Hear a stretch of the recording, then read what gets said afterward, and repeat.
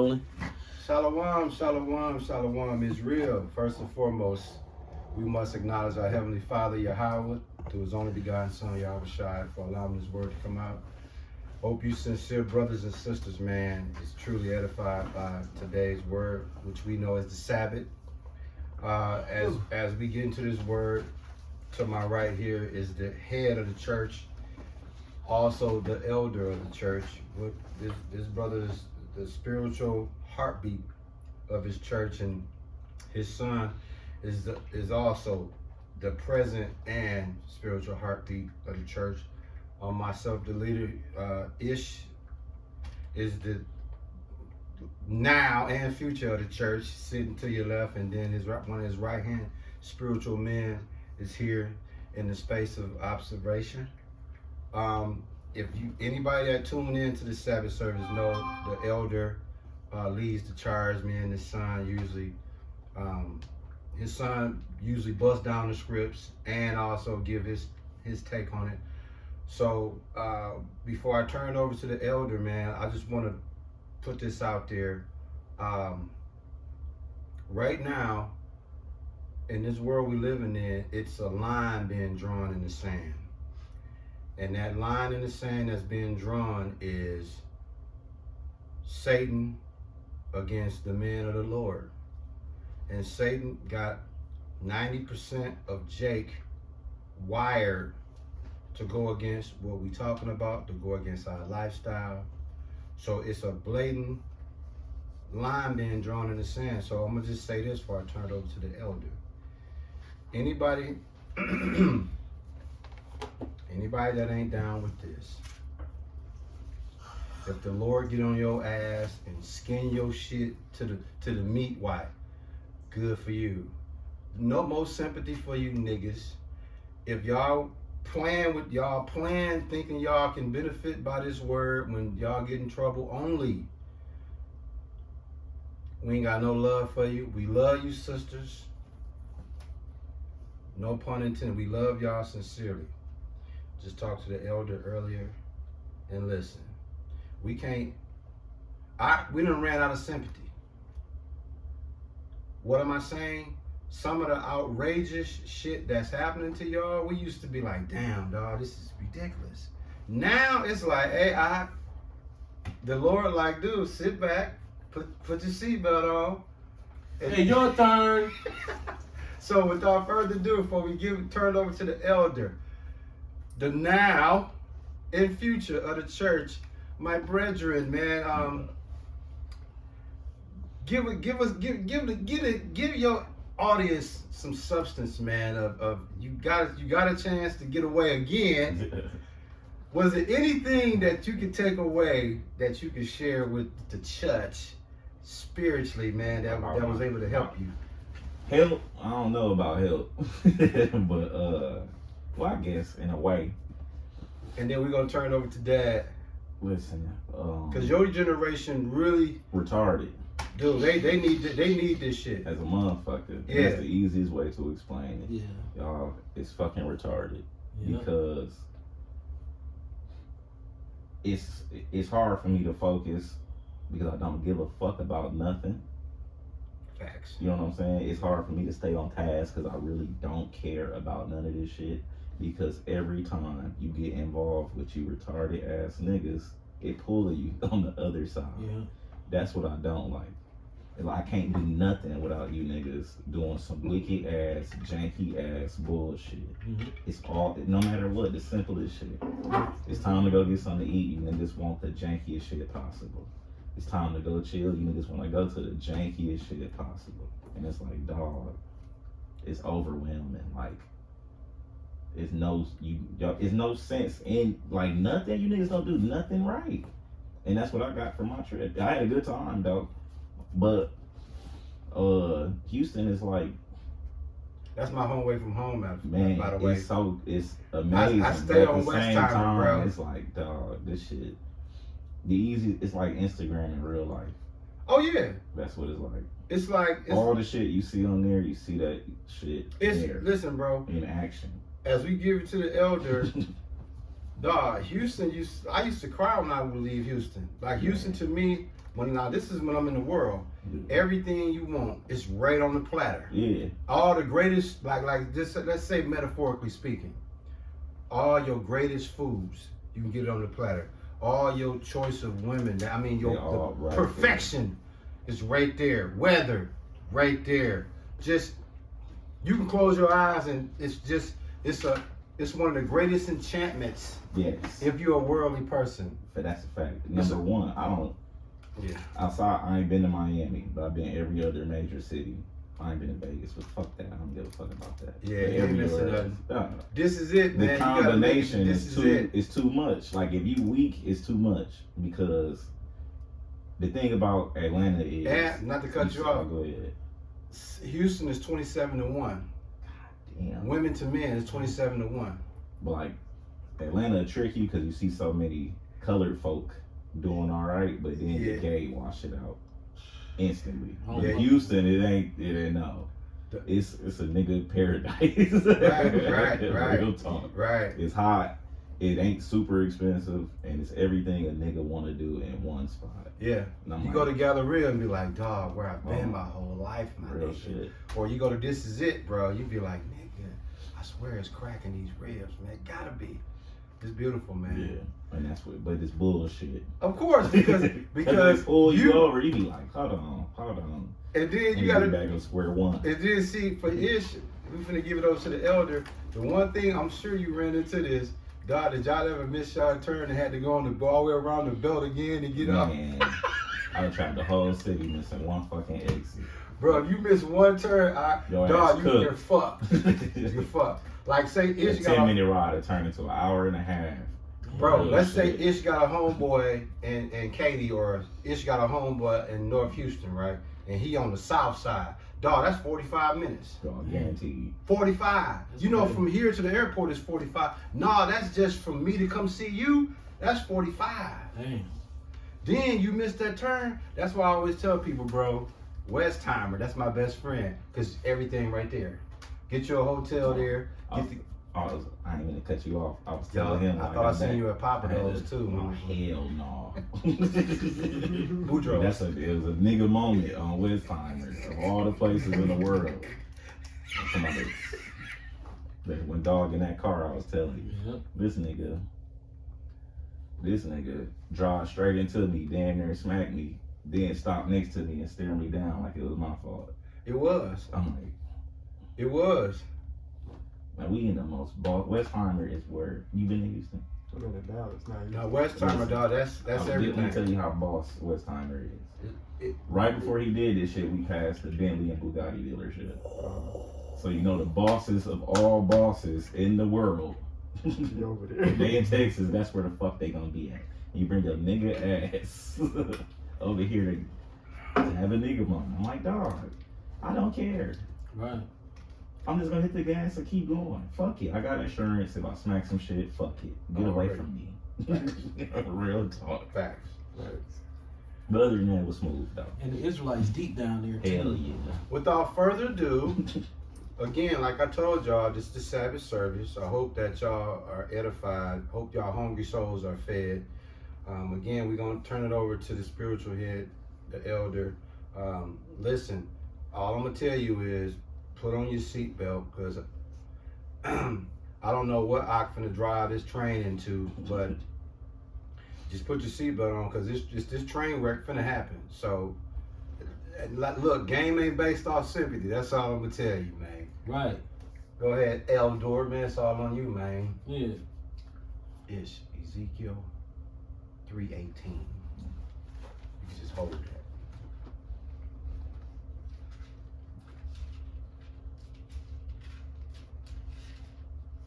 Bear with us. The elder is in the lab getting ready to, man, Okay. slice you cats. Now this is gonna be redundant. Now, you said redundant, right? Now, you know it's some Jakes. Not or no longer needed or useful. There you go. There you go. There you go. Cause you know Jake would be like, dog, he already tripping. He talking about redundant. That ain't in the Bible. Mm-hmm. Jeremiah, it's redundant. Uh-oh. Our favorite chant Yeah, song. it's redundant, man. Jeremiah chapter 4 verse 22. For my people is foolish. They have not known me. They are sottish children, and they have none understanding. They are wise to do evil, but to do good they have no knowledge. I mean, I think that that's the first scripture that's seared into the brain of any newcomer Israelite, and that's one that they go to their grave, that they gonna go to their grave never forgetting. I think that's probably the epitome of the Israelite movement when it comes to scriptural knowledge. That's the epicenter of scriptures. Yeah. Because that's the scripture that captivates every newcomer Israelite. Absolutely. That's like the first one they learn. Yeah. Our people are wise to do evil. Give them an example of that, because you know. Christmas. Yeah. Christmas celebrations, birthday celebrations, Christianity, Islam, you know. Crab boils. Crab boils, right, right. Lobster towers, Like a buff. shrimp and lobster towers. So what is sottish? You say sottish children. What is Sottish that? means drunken off of false philosophies. Stupid. Yeah, Technically, you stupid. yeah, you stupid. We are a stupefied people. So, but I've been having mental health issues that have translated into physical health issues. Yeah. And it made me more empathetic and less proud, because it's hard to be proud when you feel like you can't breathe all day. Facts.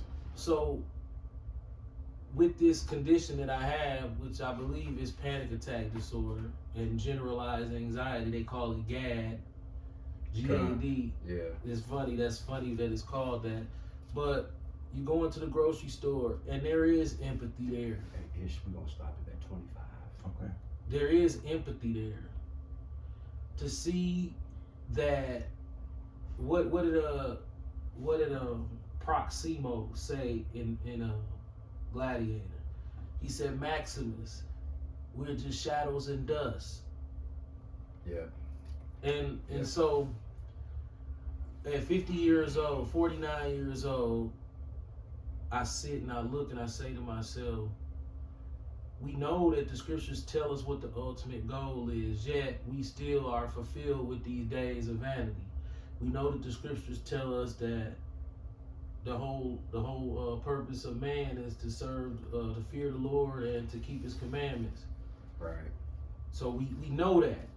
But at the same time, knowing that, we are stuck in days of vanity and decision making. Yeah. So it's like, how do you feel when you see a 10-year-old girl with her mom in the grocery store and she already 178 pounds, 200 pounds, and you look in the cart and they got just piles of Jack's pizzas with pepperoni, and then the Lord gives you a flashback of joy. You used to eat that, and you say, wow. So what is the... Yeah, you was geeked on those. Yeah, That was your favorite one. So what is the prognosis? Is that the right word? Yeah, that's it. What is the prognosis of the outcome of the minds of these children who being raised in that same cycle of ignorance, sottishness, darkness, that darkness, and then not knowing? Because if you don't know, you going home, man, you slapping that, man, you gonna eat that, you gonna put your little pepper on that joint, you know what I'm saying, and you gonna pass it around. And then this is what our people doing, and then you try to say to yourself, well, with all of us this gone, what is the penalty of this ultimately when the Lord looks at our track record on Judgment Day? And it's vexing, because you're not gonna ever be completely free of sin. But I believe that when you see certain things that really are not purposeful sins. A child eating pork is not a purposeful sin. A child being excited about Christmas is not a purposeful sin. Right. But it's vexing to see a whole nother generation being caught up into what you were able to break out of. No, let me rephrase that. That you were saved from.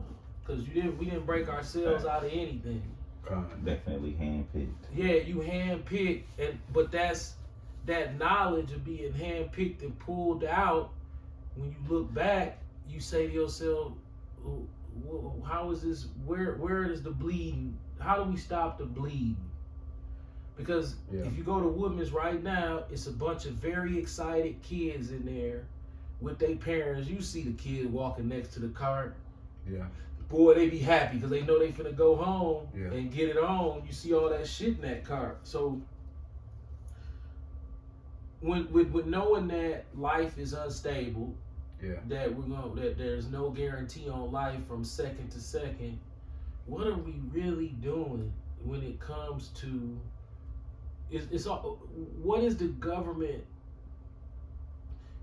why does the government have to work so hard to try to prevent us when really ultimately it's nothing to prevent? Our lives are shadows and dust. The numbers are already set. The numbers already The set. game is rigged. We jumping off in the grave no matter what. We seeing you have this self-loathing feeling about your life, feeling this sense of entitlement that you whatever it is that you feel like you should have something that you don't have, or your health start to take a turn for the worse and you feel like it's you being singled out. But then the next day you wake up and a 2-year-old done got shot in the face. Yeah. Or done smashed through the windshield of a car. A 9-year-old, 11-year-old stabbed to death. Yeah. 11-year-old shot, 11-year-old cancer on the brain. And it's like, what the... Okay.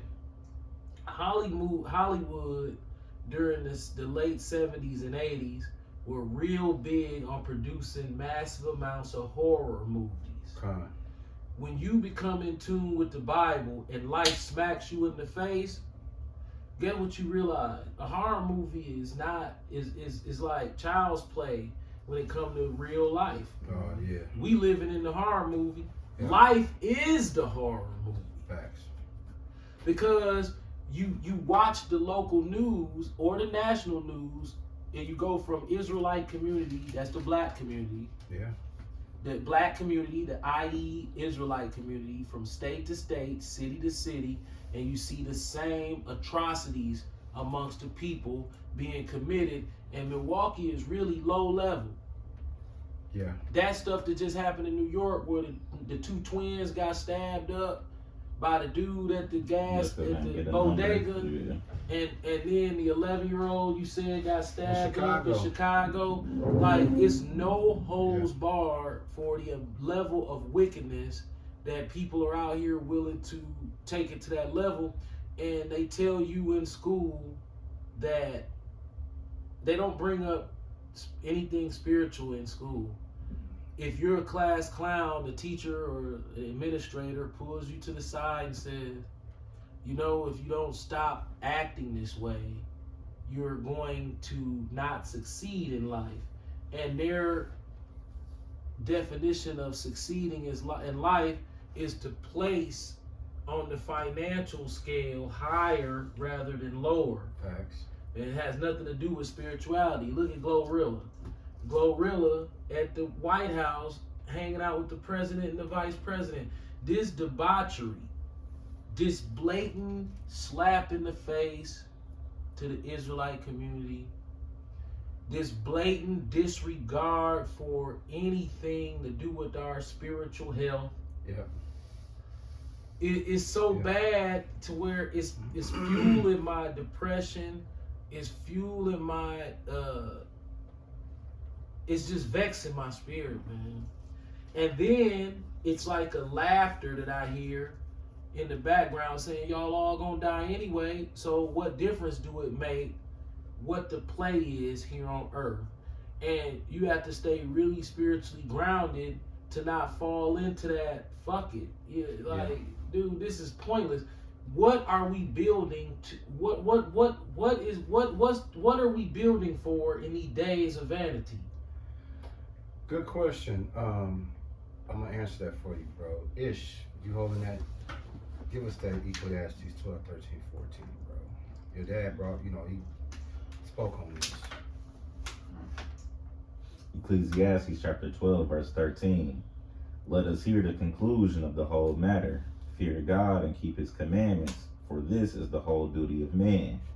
For God shall bring every work into judgment with every secret thing, whether it be good or whether it be evil. Mm-hmm. So when the elder speaks about in so many words, what are we building towards, right?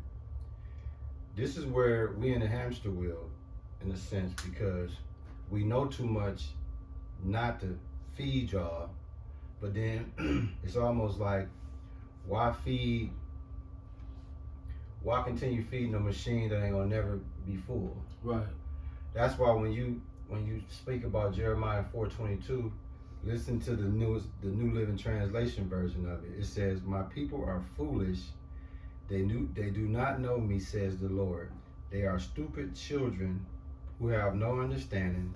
They are clever enough at doing wrong, but they have no idea how to do right." Right. That is the epitome.